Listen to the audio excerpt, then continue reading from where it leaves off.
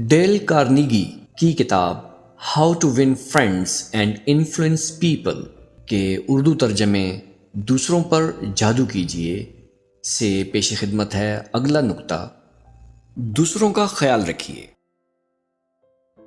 آپ کو خود یہ تجربہ ہوا ہوگا کہ لوگ جب آپ کی تکلیف کا خیال نہیں کرتے تو آپ کو بے حد رنج و ملال ہوتا ہے۔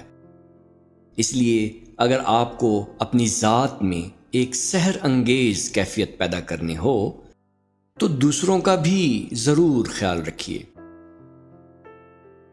آپ ذرا اپنے دل پر ہاتھ رکھ کر سوچئے کہ کیا آپ دوسروں کے احساسات، فلاح و بہبود اور آرام کا خیال رکھتے ہیں؟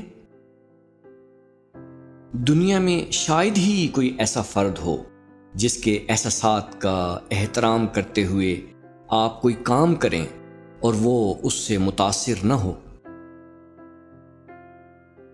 عام طور پر بہت پرانی عادتوں کا چھوڑنا اور نئی عادتوں کا اختیار کرنا بڑا مشکل ہوتا ہے۔ شروع میں کافی دشواری کا سامنا ہوتا ہے، مگر اس سے گھبرانے کی ضرورت نہیں۔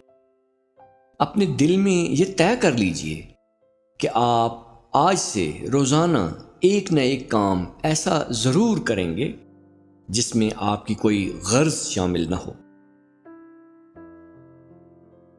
رفتہ رفتہ آپ کو عادت سی پڑ جائے گی اور پھر آپ اکثر و بیشتر اس قسم کی بے لوث خدمت خلق انجام دینے لگیں گے۔ چنانچہ اس طرح سے آپ کی قدر و منزلت بھی بڑھتی جائے گی اور آپ کی عزت کرنے والوں کا حلقہ بھی روز بروز وسیع ہوتا چلا جائے گا۔ یہ معلوم کرنے کی کوشش کرتے رہیے کہ آپ دوستوں، عزیزوں اور پڑوسیوں کی کس طرح سے خدمت کر سکتے ہیں۔